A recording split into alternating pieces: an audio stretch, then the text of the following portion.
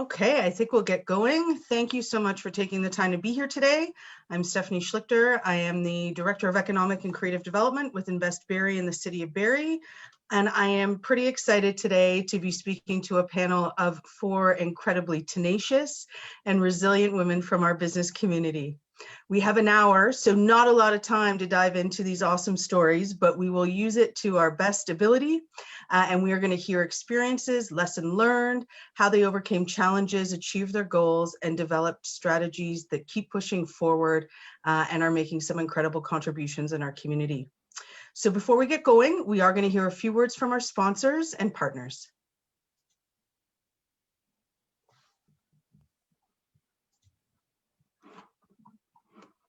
Hello, my name is Rory Quinn, Small Business Development Manager for Scotiabank in Barrie and area. I'm here today with Estelle King, Wealth Management Consultant, to share her story. Estelle, you've been with Scotiabank for 25 years. What would you attribute that longevity to?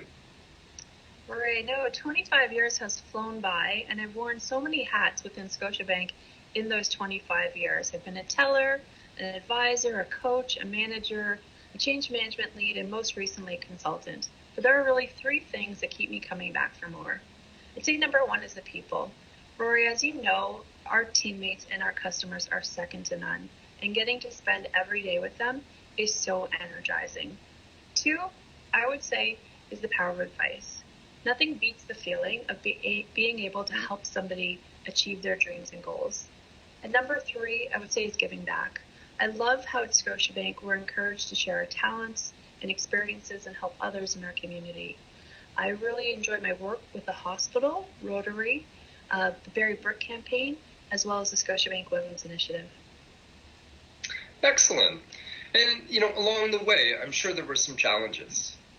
You're right, Rory. There definitely have been challenges. And when I reflect, I would say a lot of those challenges stem from bias. Sometimes blatant, but mostly unconscious or unintended. In my personal and in my professional life, I've experienced bias around my gender, my appearance, tone of voice, and even once upon a time, my age. But if I'm honest, Rory, I myself am also guilty of unconscious bias. And that's why I really am grateful to those in our community and in our organization who role model how to choose to challenge. And how do events like the Barrie Chamber of Commerce Women in Business complement? Rory, I would say, and as you know, there's still lots of work to do, whether it's identifying and dismantling barriers, overcoming bias, or, currently we're seeing so many women leaving the workforce, and we need to figure out how to stop that. I think what events like this, and I just really want to thank everybody who spent the time to organize the event, and those who chose to prioritize participating, and thank them, because it's so important that we come together, share our voices, share our experiences, learn from each other, listen, but also act. Because when we all come together and choose to challenge, we are stronger. Thank you, Estelle. Thanks, Rory.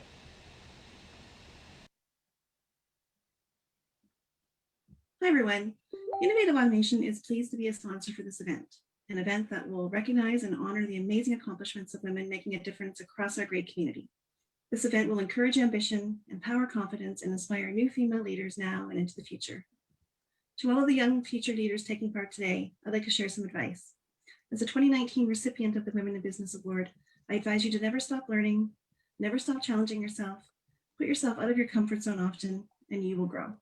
Recognize your strengths and use them every day. But most of all, be really happy. Thank you. Hi, I'm Mayor Jeff Lehman. Well, the Women in Business Awards looks a little different this year, as so many things with COVID. It's a tremendous series of online events this year, and I think it's a great way for anybody to get involved. We miss the energy of all being in one room to celebrate the excellence and resilience of female leaders in business in Barrie, but we're able to do it in new ways by online events. Anybody can be part, anybody can listen, and anybody can benefit from the incredible message, such as the one we'll get from these 5 speakers on the Purposeful panel, talking about the resilience and the unique challenges and barriers faced by women in business. Now, of course, in this time of COVID, we have seen what's called that K-shaped recession, and it's also known as a she-cession because it has affected women more than men, and often that has exposed some of the underlying structural problems that still continue to exist, barriers to gender equality and inequities in different sectors and in pay. These are the kinds of problems that COVID continues to throw into focus, and they're the kinds of things that we need to challenge as a society and as a business community. So take this opportunity to learn more, both about the unique success stories that we have in our community, the remarkable women leaders in business that we have here in Barrie, but also about the challenges that we need to address collectively. There's a lot of learning here, a lot of opportunity to hear from incredible women, and I want to thank the Chamber for organizing this online event this year that can be accessible to so many more.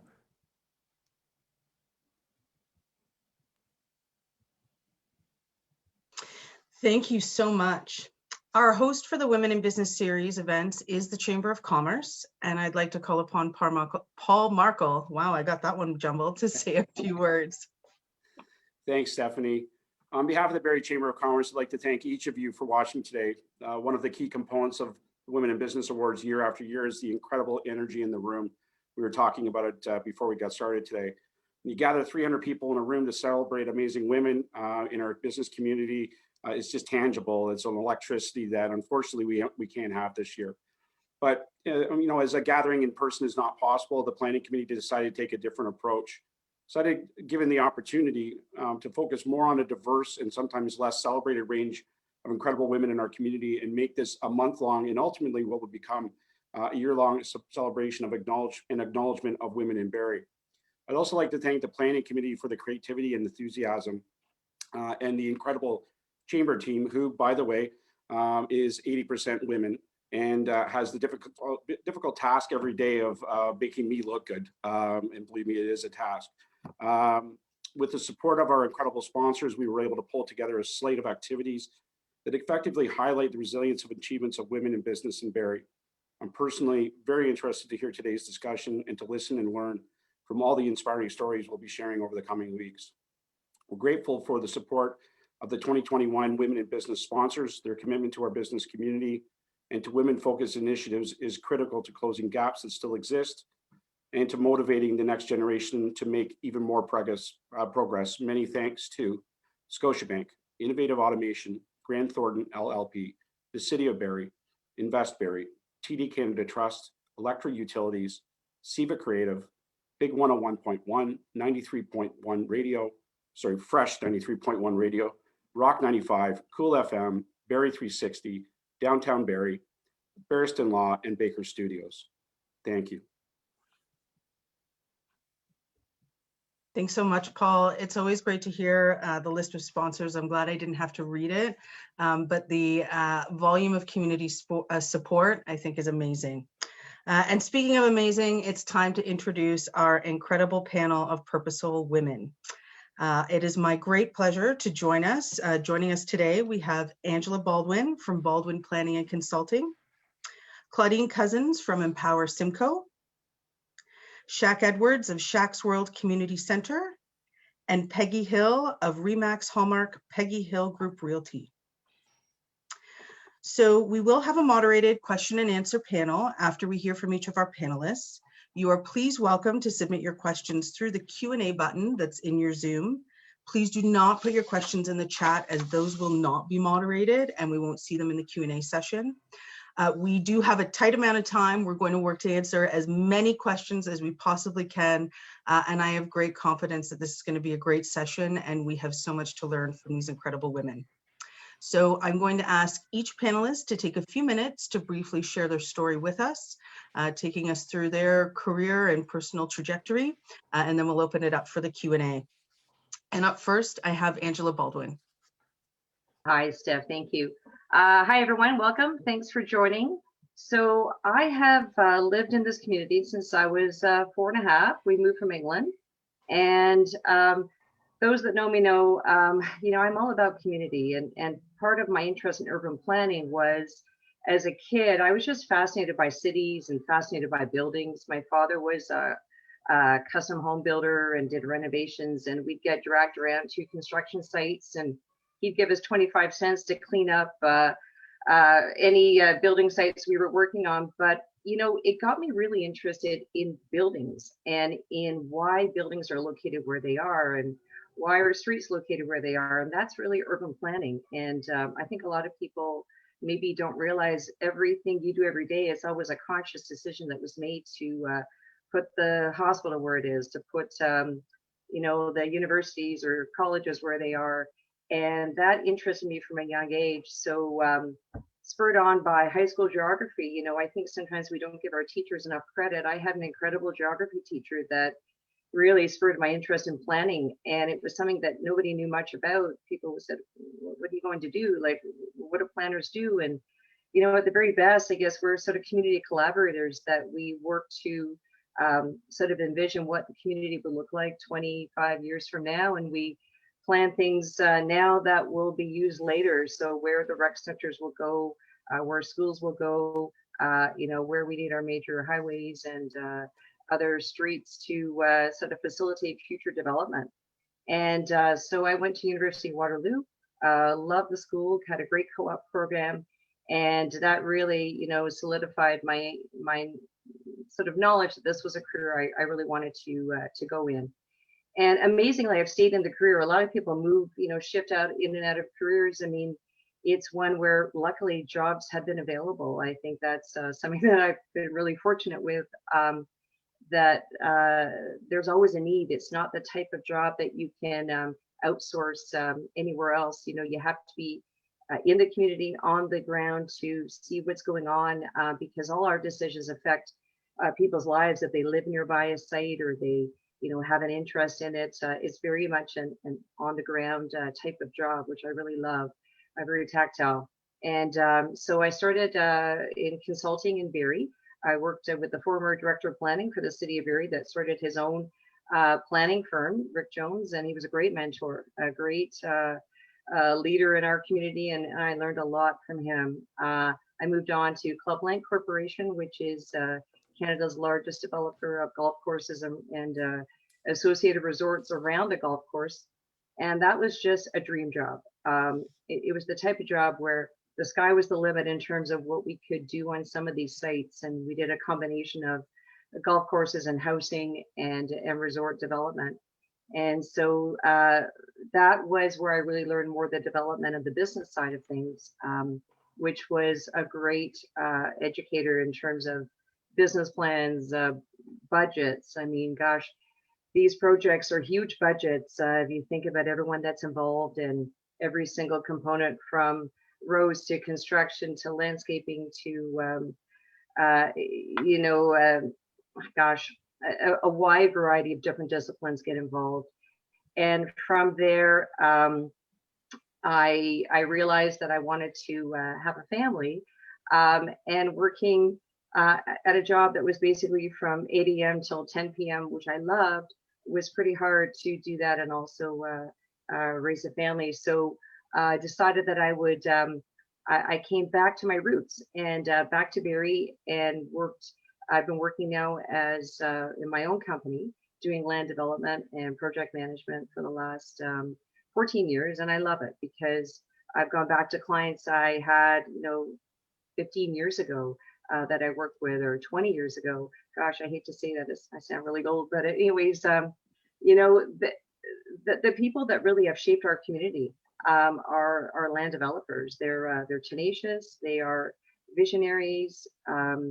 They're the great entrepreneurs, I think, of the world in so many ways, because they can see something that will actually come to fruition in 10, 15 years from now. But not only do I love planning, but I really love getting involved in the community. And that has been my huge other focus. So those that know me know I probably attend almost every event in town, but I really focus on the arts community, and more lately, affordable housing are my two main issues. I think that the arts and culture is really the backbone of our community, and it's the heartbeat. Without that, we don't have such a vibrant community, and Barrie is extremely, very alive and full of arts and culture, which I love. And then, I'll speak more about affordable housing later because I'm sure that will come up. That's my other real key interest. So thanks, Steph. Angela, that was fabulous. And I got to tell you, I think already a bunch of questions jotted down and excited to get into more conversation. But first, we still have 3 more great panelists to hear from. And with that, I'd love to call upon Claudine, if you will, to share your story with us. Thanks, Steph. I'm Claudine Cousins, and I'm CEO of Empower Simcoe. And it's a local organization. It's a community organization. We provide services for all people. And specifically, we focus on individuals with intellectual and developmental disabilities. We've been in the community for over 63 years.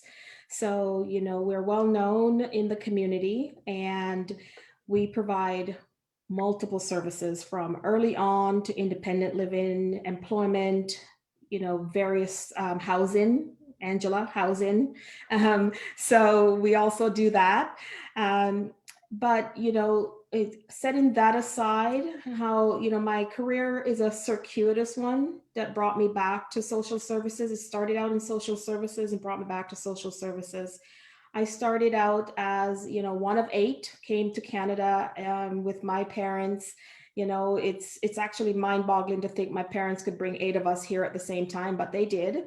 So one of 8 came here, started with nothing with my parents. So whatever we have, we've had to build it. And, fast forward to working part-time while I was going to university in social services.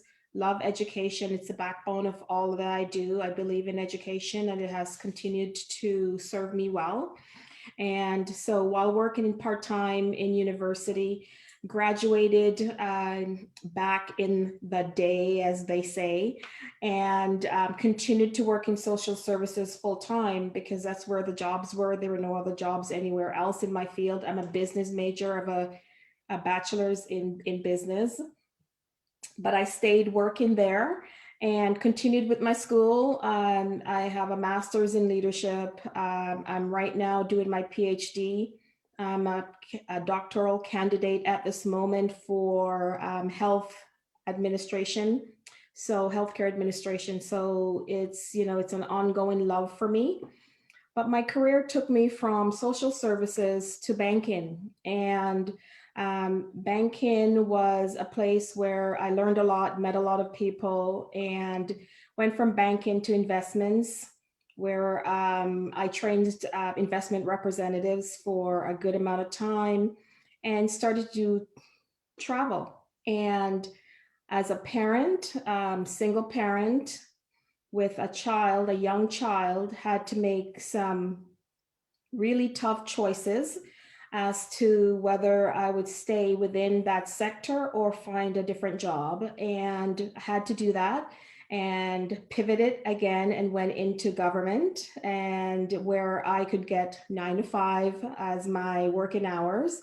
Didn't quite work out that way, but it was close enough. And but as a woman, having to make that choice is something that we've had to do for many, many years and continue to do. And that choice meant I had to give up the opportunity to be a partner in an organization that is a multi-billion-dollar organization till this day. Upon reflection, I look at that path and think, where would I be if I had stayed on that path?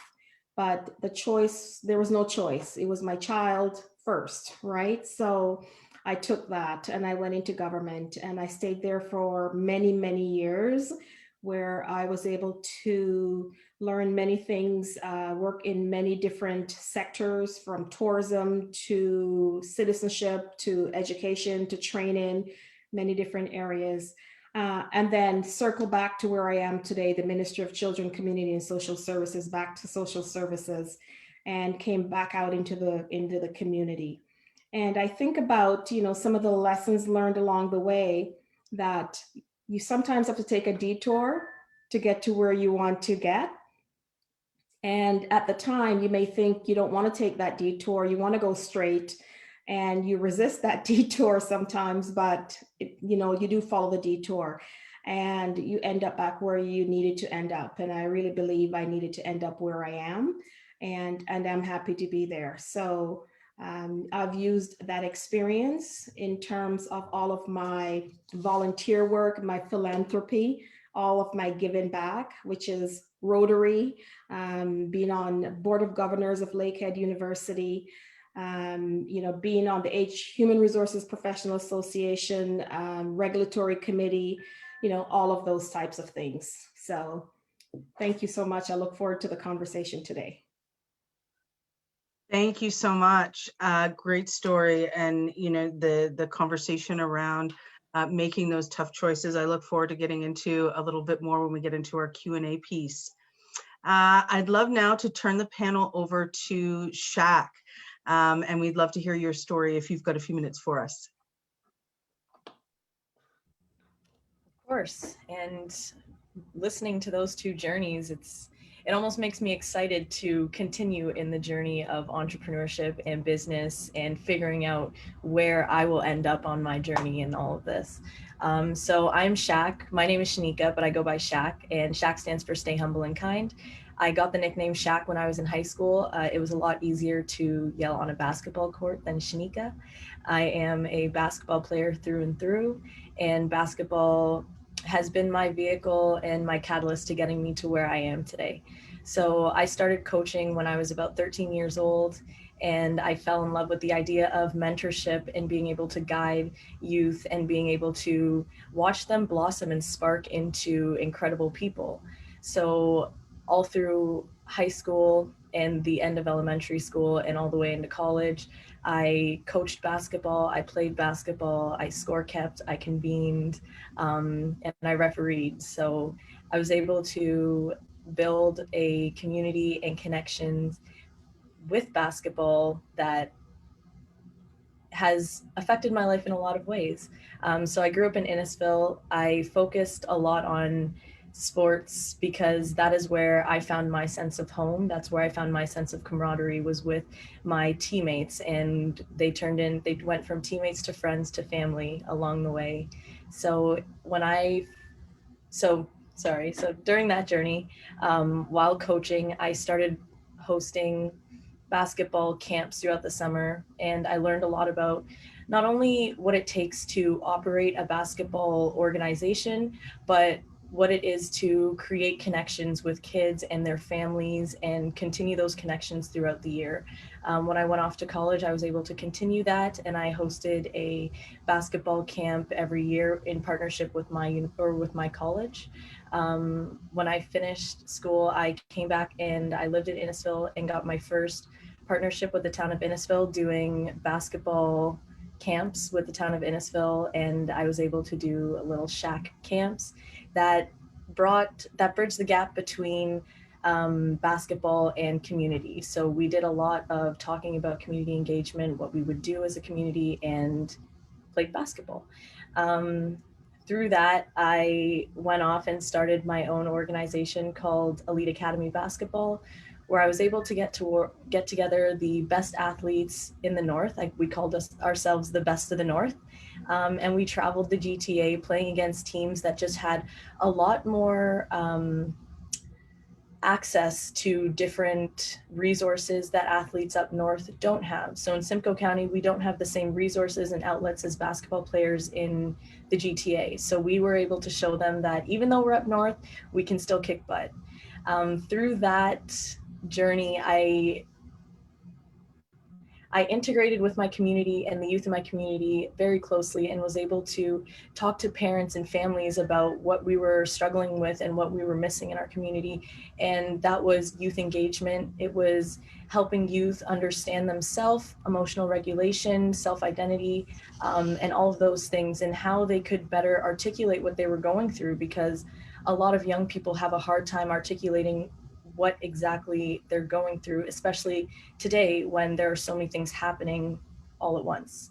So in 2017, I created Shak's World. And Shak's World, we focused mainly on basketball and mental health. And in 2017, we had our very first Cure Courts event, which was a basketball tournament that bridged the gap between mental health, community, and youth. So we were able to bring together organizations like the Canadian Mental Health Association and CAMH, as well as business owners that wanted to donate to the day for youth to get what we called swag bags filled with information packets on where the resources were, where the liaisons were, and where the businesses were that cared about the mental health of the youth in the community. We ran cure courts for 3 years up until, or I guess 2 years, because we weren't able to have one in 2020. And we also, throughout the year, participated and cultivated different youth mental health and basketball engagement activities. So that included workshops within Simcoe County District School Board with the OPP and around the city with different local organizations.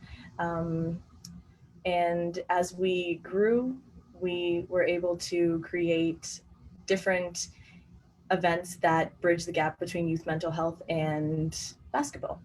In 2020, I was able to, I was put in a weird position in 2020 where I was able to put myself as an individual and a woman into my community and tell them a little bit more about who I am and how I create space in the community and what kind of space we can create in the community, because women can create a large space of love and openness. In November 2020, we opened Shak's World Community Center, and in Shak's World Community Center, we bridge the gap between youth mental health and youth physical wellness. So we are a youth mental and physical wellness facility, and we focus on basketball is the main sport, but we allow youth to come in and use the facility for just shedding extra energy. We have art programs, dance programs, and we've also partnered with organizations like CMHA and New Path to bring together programs that help youth, again, better understand themselves as they grow. So we've got relationships that help, or we've got programs now that help with building relationships, with help with budgeting, nutrition, and all of those amazing things that we, over the next few months, hope to see grow. And as we grow, we are happy to see our community partnering and coming along with us. We always say that it takes a village to raise a child and it takes a community to raise a teenager. And by bringing together businesses, organizations, and liaisons, we can create the safe space where our youth mental and physical wellness is being taken care of consistently with like-minded people. So that's a little bit about my journey. And again, I'm Shak of Shak's World, and we stay humble and kind while we create respectful, successful athletes and community members. It's fantastic. Thank you so much, Shak. And mental health and how we're supporting our youth, and certainly as we're dealing with the impacts of the pandemic, are so critical. So thank you for the work you do. And to round out our panel today, we have Miss Peggy Hill. And if I could call on you, please, to share your story with us. Sure. Hi, everyone. I'm Peggy Hill. I run a real estate company here in Barrie. I have about 65 people that work for me. Still shocks me to say it out loud.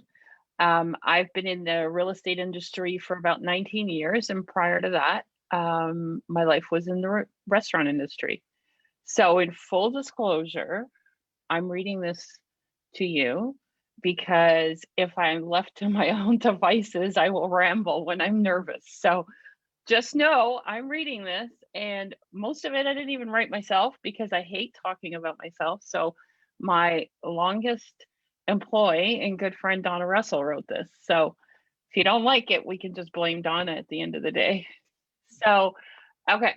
So my story starts with my parents and I. We immigrated, and I love the theme of all these immigrants on the panel today. We came here in 1967. So that'll tell you how old I am. And it was really tough. It was not the story that a lot of people think when you immigrate to a country. You know, not everybody lines up to be kind to you. So they didn't have a penny to their names, and they worked very hard night and day, and worked many jobs. And I went to school and looked after my little sister. So we didn't have many advantages and lived with relatives until we were able to find our own place. I saw my parents get taken advantage of, and they were new to the country and they weren't able to speak English. I always remember how helpless and stressed they felt. Then eventually they scraped enough money together and we were able to purchase our first business. And, you know, being Greek, we only know food. So that's where we went. It was very exciting, but very nerve-wracking in the same way. Because again, they didn't speak English. They, you know, relied on me for a lot of it, in which it would explain why I was in the restaurant industry for as long as I was. So it was a tough life, but I think I learned my most valuable lessons because of what my family and I went through. I strive from the beginning of my career to always treat people fairly and go above and beyond for them. So restaurants and real estate really only have one common denominator, and that's people. And that's really what I excel at because I love people and I love helping people. See, I'm going off script now. It's not even going to make sense. So I wanted to help people in situations where they needed help. And I felt that real estate was one of the big ones. So I wanted to help as many people as possible and to make the best decisions for them and not to be afraid of being taken advantage of. So that's kind of my thing. I hate people being taken advantage of. It's what drives me crazy. And I feel like I stand on guard for the little guy.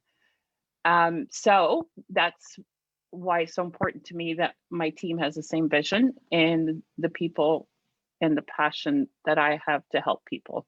And it's not that easy to find people that feel the same way you do. And, you know, you can find great salespeople, but you don't necessarily find good people. So, but I have surrounded myself with 45 agents that feel the same way I do. And I'm really proud of what we do every day.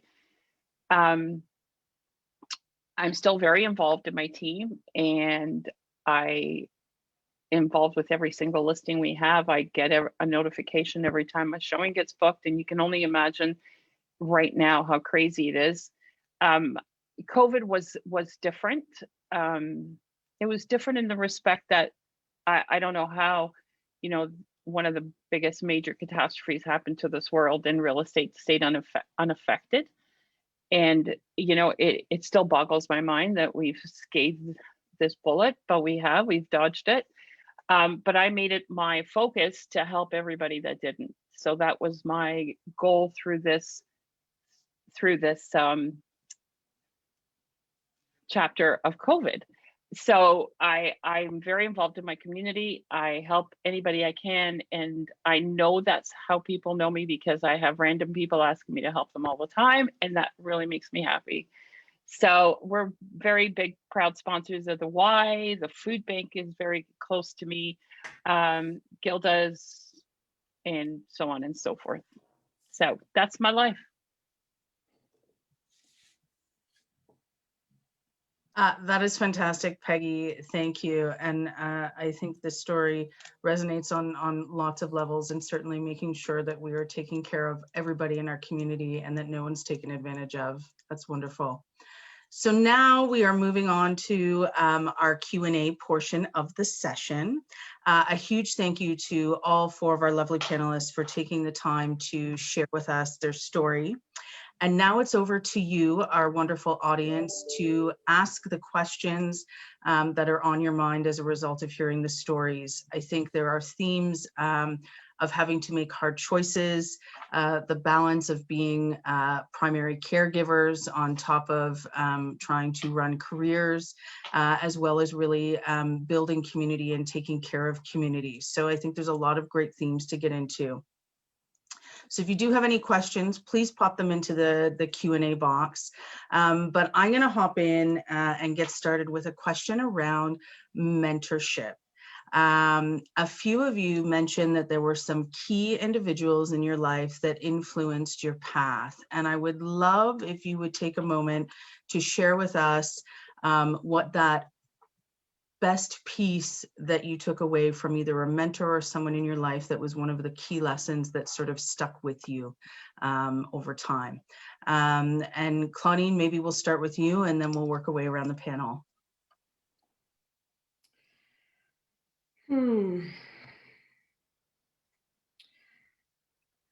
That's a great question. I think, you know, you're so correct. There are so many mentors, both personal and professional, and all have pushed and supported, and what I call cheerleaders extraordinaire.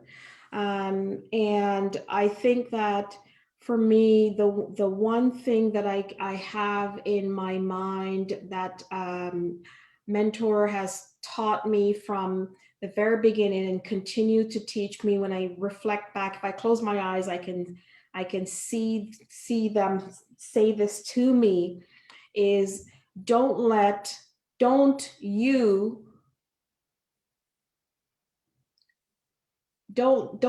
count yourself out. Because I think a lot of the times what happens is we as women, or you know, are faced with a situation where we either say, well, we know what they're going to say, or this is we've seen this before, this is a barrier in the organization, or this is not for us, and we automatically don't even try. We just sort of say, okay, well, you know what? We know how this is going to turn out. The shoulders go up and we walk away from it.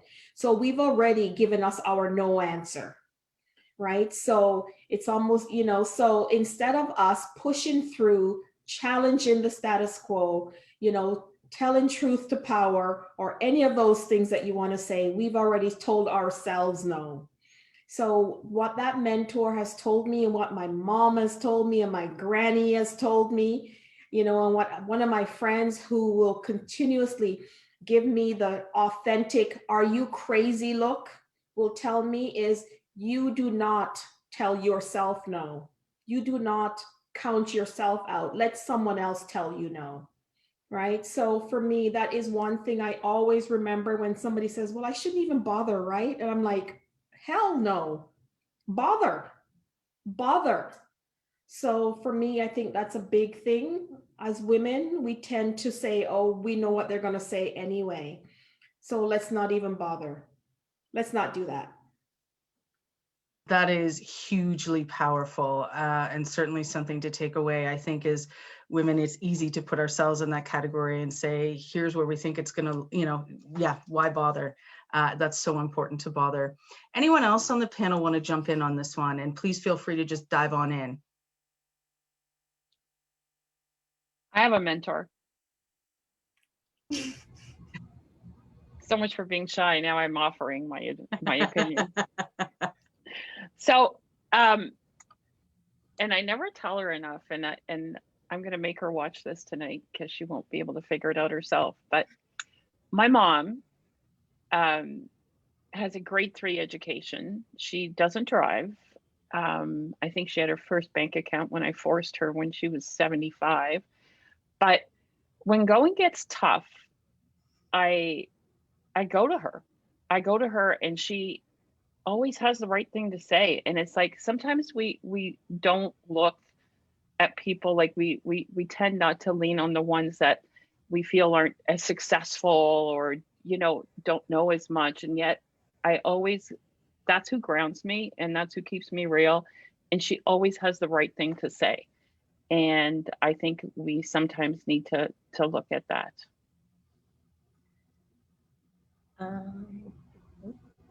That's wonderful. The resilience that moms have, and moms are always so wise. Angela, Shak, any thoughts on key things that have stuck with you from a mentor? Yes. So I have two that I constantly think about all the time.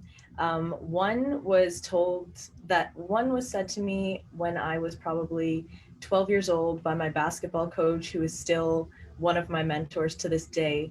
And it's that hard work beats talent when talent doesn't work hard.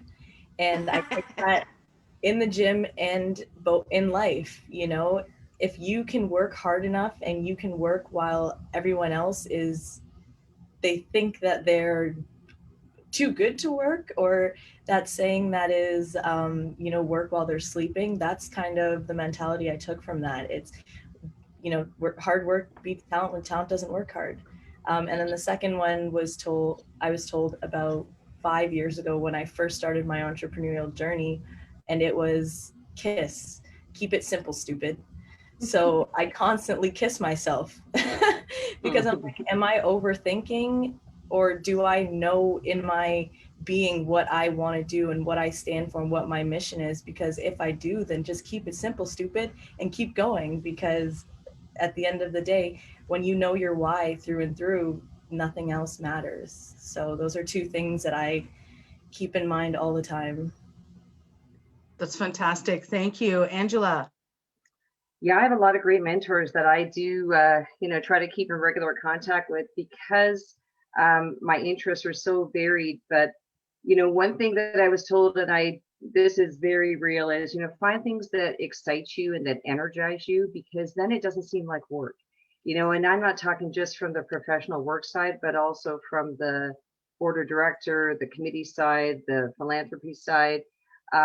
Sometimes these volunteer roles we take become almost as much as our professional, career roles. And but if it excites you and energizes you, and you feel you're doing something good, it doesn't seem like work as much. And I think you put that much more into it.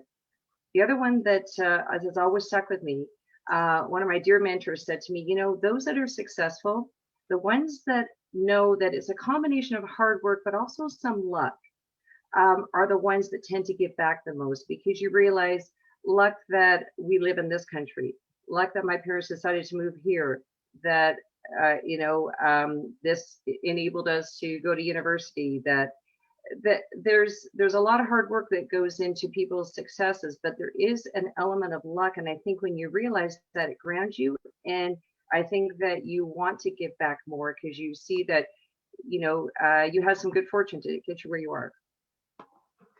Excellent. Our Q&A board is firing up here, and so I'm going to try and get through here. Shak, I've got a question directly to you as a young woman facing barriers while trying to break through in a very male-dominated world in sports recreation.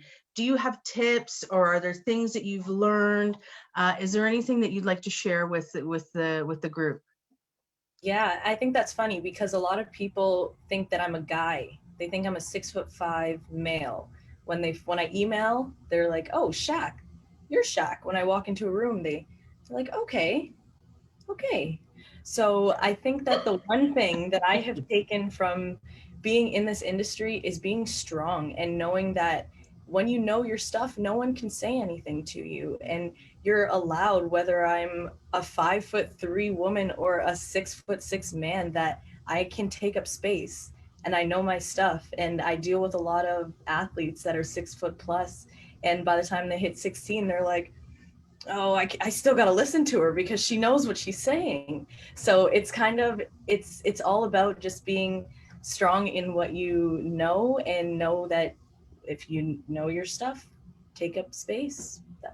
That's it. It is funny being the only woman in the room most of the time.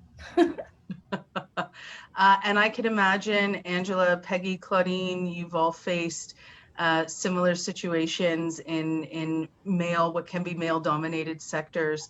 Are there any experiences or tools that you've brought to the table to own your womenness and your empoweredness when dealing in those situations?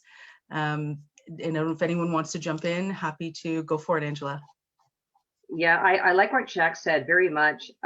Be consistent in what you know, because you will get challenged and questioned. When I started my career, I would end up in downtown Toronto in meetings where I was one female in a room of 18, primarily older men, that would look at me like, what is she talking about? What does she know? But be consistent when you're knowledgeable, and when you have a great sense of, you're right on this. I mean, you have the information, you've done the research, you've done your homework, you know what you're talking about.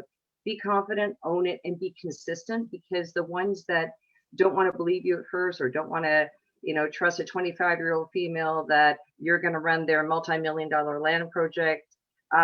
Show them that you have the right to it. You earn their respect over time. And it always has happened. And I always say, find your allies too, because you got to find your allies early in this business. There's some that, again, when you're younger and female in this business, they don't always look to you initially, but those allies really have helped me over time. The ones that, I go and have meetings with and say, here's the real deal. And they've been great supporters. Yes, I agree. One of the things that was brought up to me the other day too, as a CEO in my sector, I'm usually one of the few in a room, and especially I'm also a Black woman. That follows me in a room all the time. And a lot of the times conversations would be happening, and no one wants to have, the Black woman speak or anything like that. So I am not one to be quiet. It just isn't in my DNA anywhere. So if I have something to say, it's going to be said. But a lot of the times I take charge of a room. It's just what I do. I lead. I have no time to follow unless I choose to follow. It is just the way it is. I'm going to lead, and I will take charge of a room. So if I go into a space where no one is aware that I am leading that space, and I go in, and the suddenness of seeing the fact that I am leading, and the shock in the room when the male counterparts in the room see that I am the one that's leading the room. And this is the one that is usually stunning, is when I say, and you take the minutes.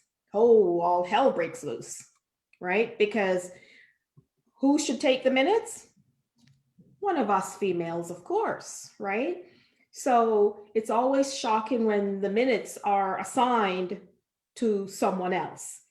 And that's normally one of the things that I try to do, is make sure that I model that behavior where the expectation that the structures in place have created gets flipped upside down. So that's also something that I believe is really good to do.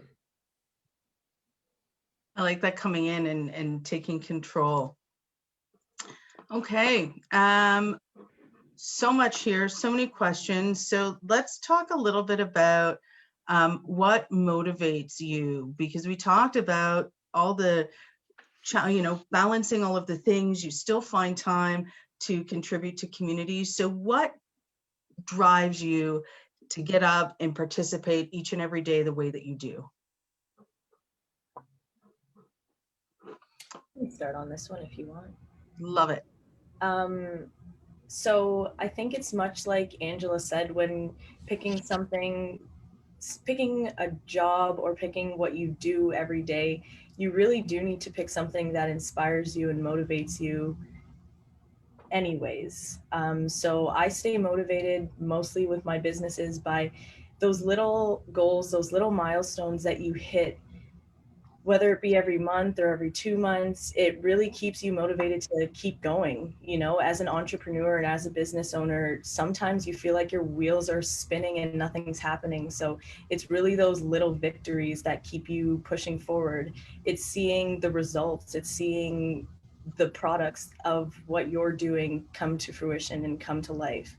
So those are the things that motivate me. And every day I get to see things coming to life, and it keeps me motivated to keep going and keep creating, because when you're on your path, more will come, and you just have to be consistent and be persistent with what you're trying to accomplish. So that's what keeps me motivated, is just those little things that remind you of, yes, we're making progress towards what it is we're trying to do. So That's great. Thank you. Yeah, I agree with Shak. And Peggy said something earlier that really resonated with me. As I had said before, I am one of 8 children who came into this country. And as immigrants, you work very hard to try and make it, and your parents are still working twice as hard as you're working. And so one of the things that motivates me and inspires me are my parents, because as Peggy said, my parents too, my dad dropped out of school to help support the rest of the family to thrive. And when my mom came here, she dropped out of school to look after us. She went back to school, but seeing how she pushed through, even with, Mom, you are a rock star, 8 kids. My goodness, Mom, come on. You know, the fact that she pushed through and continued and went back to school, her education, and my dad also opened a restaurant, you know, and it's tough work. So they inspire me. And, you know, I saw that they went into something they loved. So I went into something I loved. So my work is not something I consider work. It's something I love. I love what I do. I get up every morning and I am excited to do it. I'm excited to do it with the Peggy Hills of the world and the Shaks of the world, and the Angelas and the Stephannies, because that collaboration and synergy is what makes it all worthwhile for me. And, you know, you wrap yourselves with a team that energizes you, which makes it even so much better. So absolutely. Excellent. Thank you. Angela, did you want to add anything to that? Yeah, two things that I wrote down. So one is every day challenge your mind. Steph, our industry is very, very challenging, because it's like putting together a puzzle of pieces that you have 25 different disciplines you're dealing with on every project. And so it is a mind challenging exercise for every single day. But I love that, because that inspires you, that keeps you going, and that, like I don't have to do crosswords or anything for my mind. I get that every day just through my job, and the other one is find something that feeds your soul. So that leads to my philanthropy and the giving side. If you find something that really resonates with you, like when you're, it just, oh gosh, like you get this incredible feeling out of it, because, to stand in front of a room of people and I don't know, talk about something that really motivates you, and you see people engaged, or some of the projects I've worked on where I've been able to see the final end product, and that people are able to use this great facility or space that you were involved with. Gosh, that's really rewarding, and that just feeds my soul every day. Thank you. Peggy, anything you'd like to add to that? Just one thing. So Sure. I have people reach out to me all the time and say, should I do this? Do you think this is any good? Should I maybe try this? So is staging really an industry? And I always say to people, it's like, it doesn't even matter what it is. Just do it. Do it if you're passionate about it. I think if you're passionate about anything, it matters none as to what anybody says, how successful someone else is at it. Like, just believe in what you want. And honestly, I come here early in the morning, I leave here late at night, and my biggest complaint is that the time went by too fast. So I think when you do what you love, the time just flies, and it feeds me as much as I feed it. So just do what you love. That is great words. Doing what you love has certainly resonated, because I have eaten up all of our time. I have one question here that's burning. So timekeeper, I'm fired. One question here that's sitting here specifically for Peggy, and I think it's kind of curious. So I'm hoping you'll allow me to indulge for just one extra minute. One of the questions came in that talked about how cooperative or how competitive is it specifically in the real estate sector and housing with males? So do you have any comments to that, Peggy? We can poke you on.